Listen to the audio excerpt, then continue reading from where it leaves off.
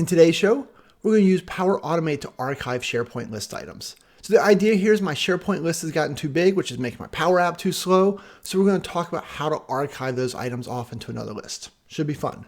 But first, here's our intro. Hi, my name is Shane Young with Power Apps 911. Those guys. And today, we're going to talk about Power Automate flows to archive your SharePoint list items. So the idea here is that we want to get our SharePoint list size down. And the reason for that is if you're using SharePoint as a list for your Power Apps, for example, the more transactional your Power Apps is, the slower the SharePoint list will make your Power App, right? So a lot of times we want to archive in those scenarios. And the other thing to keep in mind is if you're having delegation challenges, one of the ways to deal with delegation is just to keep your SharePoint list underneath the archive limit, underneath the items limit of the delegation, right? Which is either 500 or 2000, depending on what you've set. And so with that in mind, this flow is a real quick, easy way just to archive off that older stuff, right? Like my list has stuff from 2018. It's 2022. This is a long time ago. I think we'll be okay. So let's switch over to my desktop and take a look. Okay, so over here on the desktop, we are at flow.microsoft.com, right? That's where we start. And we're just going to jump over here and we're going to say create. And then we're actually going to start with an instant flow. So the idea here is a flow when we're done, we're going to have it run on a schedule. But anytime I'm learning or trying to figure out something new, I always start with instant flows. They're easier, right? So we'll just do instant. We'll give it a quick name. We'll call this archive stiff, very fancy name. And we will manually trigger the flow and click create. Okay, so after a moment, we're dropped in here. That's our trigger. Once again, we don't have to mess with that for right now. And this is just a way to speed up our building and learning. So the first step you want to do is you're going to search for SharePoint and we want to get the items, right? We need to get all the items that need to be archived. So we're going to hit the drop down here and choose my site and my list name. And so for this one, we're going to use expense master right there. Okay. Now, the other thing I want to do here though, because we're going to walk through some baby steps so we don't mess anything up, is I'm going to say show advanced options and I'm going to say just give me top count of 1. Okay. And the idea here is that I need to see what the data looks like coming back. And so just getting 1 row is the fastest way to go. Remember with flow, we want to fail fast. And so this is how we fail fast because now we're ready to do our first test, right? 1 minute in the video, save. And then now we're going to say test and then we'll say manually and then test down here at the bottom. We'll say continue. And then run the flow. Oh, lots of clicking. Well, less clicking once we go. Oh, and done. One more click. Okay, here you go. You can see it ran just that fast. Now, before we look at what it output, if we switch over to my browser here, we can see our SharePoint list is pretty simple. I'm showing the ID column. We've got things like the trip to Cincinnati, the date, the type of expense, the total expense. So nothing too exciting here. There's a bunch of other columns. These are used for later, but these ones I'm archiving don't have those filled out. But we'll cover that in a minute as well. So pretty straightforward. And just, I guess, so you can see if you really are curious, list settings. And then here, there's the different columns if you wanted to understand exactly what was going on, but there's nothing special happening. Now, in this particular one, speaking of nothing special, what we're going to do is we're going to use the date and time column here to archive, right? So that was the date that that expense report was created. The same stuff would work on modified or created if those were only fields you had to archive based off of. Okay, so now we understand a little bit about the SharePoint list. What I'm going to do is I'm going to go here to Get Items. And you see this where it did the outputs and said click to download? We're going to look at this, right? This is one of the things I teach in class all the time is you need to go in here sometimes because this is going to help you understand what's going on and not have to guess so much. And so if we looked in here, we can see that there is a date column right here, and it is 2018-12-22. Remember over here, date, it was a date and time, and so it was apparently set to date only. Okay, so we could use that one, or if you're curious, let's use created by. I think created, or the created date, I think that's a harder, it gives us more things to talk about. So let's find created, there it is right here. And so you can see that created has the 28/6/06/19, and then it has a T. So this is that UTC format. It ends in a Z as well. So what we need to figure out how to do now that we understand that's what that looks like is we need to filter our data back so that we only get the records that match our criteria. So a little trickier than we thought. So I'm going to copy this date and time out of here. Control C. And now we're going to jump over here. And so the way that we're going to get back only the records that need archived, right, is we want the records that are older than a given date and time. So I'm going to go down here to the filter query.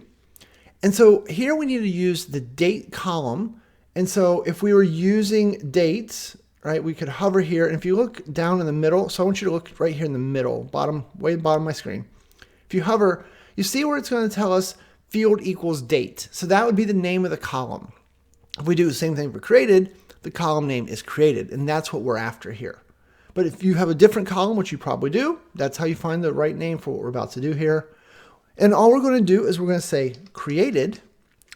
And so in an oData query, you don't use equal signs or less than or greater than signs, you use words. And so we want to find anything that is created less than, oh, it's lowercase, LT. And then we're going to do single quote and then paste in that string we just did in single quote. Now, obviously, this would not get us any hits, so I'm just going to take this 619 and I'm going to increment it 1 day. So I'm going to change the 19 to a 20. So this will get us anything that was created before June 20th, 2018, and we've got the top count set to 1 again, right? Because we just want to prove that we can get back our record. And speaking of proving, this time the way we're going to prove is we're going to add a step down here, and we're going to say compose right here. And so in here, we can do an expression, and there is an expression called length. And so length will count the number of rows in a table. So length, parenthesis, parenthesis, all right, with my cursor right where it's at, we're going to click the dynamic content, and then we want the value from get items. So this should give us a 1 if it finds a match. It'll give us 0 if it doesn't find a match. And if we'll say okay. And if we had not put this top count here, then it would have given us the number that it pulled back, right? So we'll say test, and then this time we'll just do automatically, and boom, a lot less clicking this time, save and test. And faster than I can get a drink, get items, return something, I hope. If we do the compose, it got 1 row. And of course we could just click on this, click to download again, and we would see that same SharePoint item came back. So this, in a nutshell, right, is how you query the items you want, right? It's created less than, and then a specific date, the capital T, a specific time. So if you don't want a specific time, I'd probably just change this to 000000, right? So that's midnight. And so then now we know we just be finding things that were created less than, and then the 620. And so now instead of just getting those, what if I bump this out a year to like 2019? All right, so 2019, 06. So this will get everything before June 20th, 2019. And now we're going to take away the limit, right? The top count was what forced it on to get back 1. And so now if we do a test, let's see how many we get back. We'll say save and test. Just like that, we have a compose. So there was 42 records created before June 20th, right? So I feel like that gives us plenty of records that we could start to mess with archiving. So what do we want to do in order to archive here? So what we need to do is we need to have a place to put those records, right? Now, if you go back over here, we could copy all these columns and we could make a list manually, but in a lot of cases, SharePoint is going to help us. Okay, so I'm going to go up here to Site Contents, and now I'm going to say New, and then I'm going to say List. And look, I could do a blank, I could do from Excel or from an existing list. I want a duplicate of that list, right? Because I don't want to have to re-provision all those columns manually. So I'm going to say from existing list, and then I'm going to scroll down here and find the expense master list. Where is it? Right there. We're going to say next, and it's all right. Hey, I can't use that. You need to help me. That's fair. So we'll just throw an archive at the end. So now we will have expense master and expense master -archive. Easy enough. We'll say create, and then what I call a stroke of magic, it creates it that fast. But now if you were to look, this list is set up. It doesn't bring any data over, but it is the same exact structure. So there's all the columns we expect. There's that date column we talked about. Bingo, bango. So now what? Let's close a couple of these as we go by. So now we're going to edit our flow again. So this is getting the items that we want. And so then now we're going to do a new step here. And what are we going to do? We're going to search for create item in SharePoint. There it is. We'll choose that. And then we're going to choose Power Apps Videos. And then we will choose employee or expense report. What do we call it? Expense master dash archive. See, I just make up names on the fly and I forget them. Okay. And look at that. It's like, hey, cool. I need all these fields. So put your cursor here in title. We need to add the dynamic content that came from Get Items over here on the right. Now, remember, when you do this, though, right, we're going to click title. It automatically puts it in apply to each loop, right? Because what's happening here is it knows that to create this item that the table from Get Items has, what do we say, like 40 records in it? So if you pass it a records or 40 records, it's got to loop through those. So it set the loop up for us automatically. We don't really have to think about it. We just need to understand that that happens. Now you would just work your way through here and fill in all the fields. So date is date, type of expense value. For this one, because it's a choice or a dropdown, you have to say enter custom value. And so then now you'd say type of expense value over here, right? These should all match one for one because it made a copy straight from the list. Total expense, expense status, approver email. And remember, I don't have all of these fields in my data set, but that's okay. Right? I mean, the fields are there, but some of them are blank. It doesn't matter. It's going to just pull over everything that was there. Approval sent finally, and then sign off status. There you go. So now this will just replicate and create a duplicate of this. Now, before we test it, what I'm going to do is go back up here to Get Items again. And I'm going to say, hey, let's limit, the top count. Let's set that to 3. Fail fast, right? There's no reason to process 42 items. If it works for 3, it'll work for 42 in a bit. So test in baby sets. Use this top count to make it faster for you to fail and figure out what you did wrong. But there you go. That looks good. So we'll say save. And then now we'll do a test and then pass the test here. And then literally it says 2 seconds here. It did this 3 times, created item, boom, boom, boom.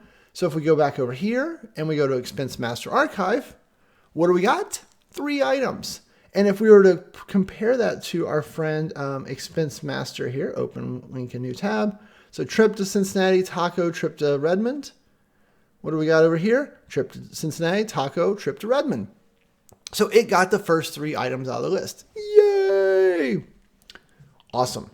Now, you might want to do yourself a favor and delete these 3 because if not, you're going to end up with duplicates in your beginning. But also keep in mind, right? Like this is completely safe to do against production data up to this point because I'm not hurting the master list. I'm just copying some items, copying some data out of it. But so now that we've got that copied out, now it's time to put your brave face on. So that would create the 3 items, but now we got to get the 3 items out of the original list. How are we going to do that? Edit, apply to each. So create item works, right? We validated that. Make sure you validated that. Now we're going to add another action here, and we're going to be real safe, and we're going to say SharePoint delete item. Okay? Oh, not delete file, delete item. So then now it's like, all right, what do you want to do it from? I want to do it from Power Apps Videos. Where are you deleting from? You're deleting from Expense Master, the original list, right? There it is. And then now the ID. Okay, this is one of those places I think you guys could mess up, so go slow for a second. But make sure you put the ID here, or you put your cursor in the ID. You do not want the create item ID, right? That's the one you just created. You don't want to delete that record. You want to delete the item from Get Items, right? So it's going to be this ID. Do not mess that up or you will end up deleting the wrong stuff and be really confused and have a heck of a problem to unwind. But speaking of unwinding, when you delete items this way, or any of the ways really, right? SharePoint will put them in the recycle bin. So if you do delete a bunch of stuff you didn't mean to delete, go use the recycle bin. Shh. But look, that should delete it. So this time when I run it, we should get 3 here. And then trip to Cincinnati, taco, and trip to Redmond, 10, 12, and 15 should be gone. So let's try it. We'll say test, and then save down here. Right, save was underneath my face, but I didn't feel like moving it. 2 seconds again. And so let's just go over here and look. We'll refresh this. 3 items, awesome. And then here, boom, 10, 12, and 15. Bye-bye. Kind of cool, right? Now, you did notice maybe that the IDs are different, 4, 5, and 6. So remember, ID is SharePoint's primary key. That doesn't get copied over. So if you have any relationship stuff, I don't know. If you have relationship issues, make sure that you're accounting for the ID changing. We're not going to get into that far into the thing today, right? We're not going to talk about relationships, but if you did, just remember the ID is different over here than it is over there. But look, that is a flow that will archive your data. Right? It goes and finds the ones that meet your criteria, and then once it finds the ones that meet your criteria, it will create a new one, and then it'll delete the old one.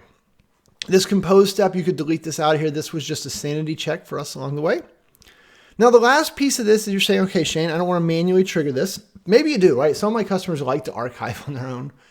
But so now we want to make this thing a little bit more, run on its own. Okay, so the first thing we need to do before we change the trigger is now we need to make this query dynamic.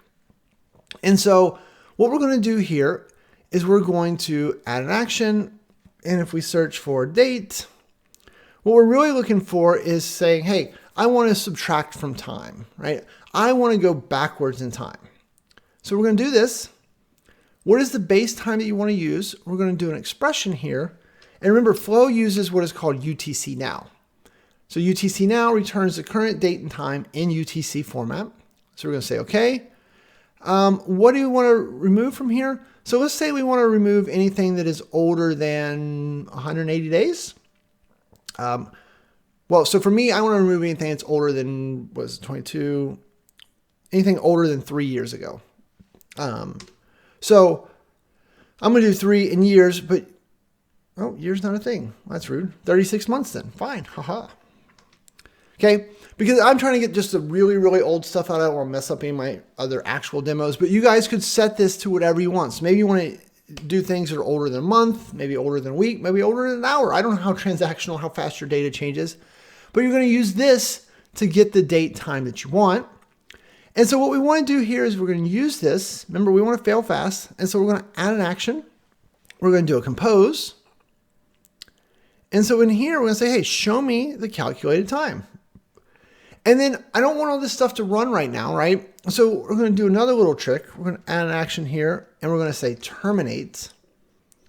And we're going to tell my flow just to end with a success. So this will cause the flow to stop right here so it doesn't do these other steps. But I don't want to delete these other steps. So this is how I do a little inline testing. Bonus tip. All right, so we'll say test, and then we'll say save and test. Just like that, my flow ran successfully. What I'm after here, though, is this. Look. So this spit out 2019 613 T, a time, and a Z. Hey, what do we know? This is that format you were looking for, right? So now what can I do? Well, we don't need this terminate anymore. Go away. So now I'm going to go down here and say, hey, you get items. And we'll just get rid of the top count. And then we're going to say created less than. Created less than. So then now what I need you to do is make sure you have your single quote here. Single quote, calculated time, single quote. So now to get things created less than that calculated time. And what I'm going to do is then I want to see how many rows it got. This is where compose helps us. And we're actually going to take our terminate. I shouldn't have deleted it. I should have just moved it. We're going to put our terminate right here because I don't want to archive anything. I just want to see a solid number here that makes sense to me. So we'll say test. And then save and test, right? Because the thing I'm trying to avoid here is I don't want to see like thousands of items, right? We know that we should see 39-ish, 40-ish, somewhere in there. And so if we look, 39. I love it when a plan comes together. So I know now that I am dynamically getting, and you can go up here and look, right? And you can see that it filled this in correctly, right? This is one of those troubleshooting spots if you're having a hard time. And the most common problem is that you've got this trailing parenthesis right here, right? These single quotes. Okay, so now you go. Now this thing would automatically run and archive anything older than 36 months from the date that it runs. And so then the last but not least, well, we can get rid of this. Say, okay, we're going to delete our trigger. Delete. And up here now, what we're going to do is we're going to say we want to run on a schedule. A recurrence schedule. When you want to run, not every minute, that's for sure. And so then now you could say, do you want to run this once a day, once a week, once a month? How often do you want to archive? If you're trying to purge out things that are 7 days old because you have a lot of data, probably run it once a day. You're trying to run out things that are three years old like I just did, maybe it's once a month. It doesn't matter, right? Nothing about this changes. Just pick the interval that makes sense for you. And then if you really wanted, you could set it to run at a very specific time. So if you wanted to run every morning at 8 a.m., if not, it's going to kind of set its time to be roughly the time that you're creating the flow now, which is really early in the morning for me because I woke up early for you people. So that would be what you would do here.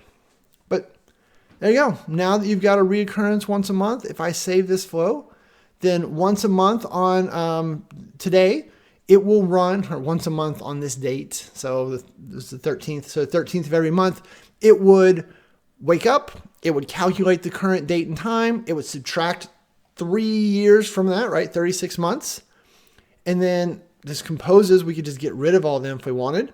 And then once it had the time from Get Items, it would put that in here and say, give me all the SharePoint records older than 3 years or 3 years ago. And then it goes in and it says, hey, I'm going to create a new item. And then once that new item is successfully created, we are going to delete the old item. Yay! Maybe you added an Outlook mail at the bottom that says, hey, send me an email just to tell me that the archiving happened. I don't know. You can kind of go from here. But that's it for today, right? I wanted to get you guys this archiving one. A bunch of my training students have been asking for this one lately, so I needed to make the video. So ta-da, here it is. Speaking of my SharePoint or my Power Apps training students, if you're looking, we have a new offering we're about to announce called Power Apps University, where we're going to take training to a whole nother level.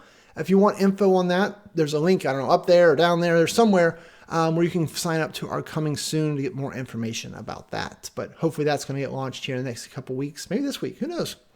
All right, and with that, I'm going to say thanks and have a great day. Hey, me again. Before you go, click on the subscribe button, right? Join the list of 100,000 plus people that have subscribed already. Or if you need any help, right? Check us out at Power Apps 911. We do big projects, little projects. We do training. We do everything, and we can help you. Or if you want to see more videos, you probably do, then just click on the playlist above. Cool? Thanks, and have a great day.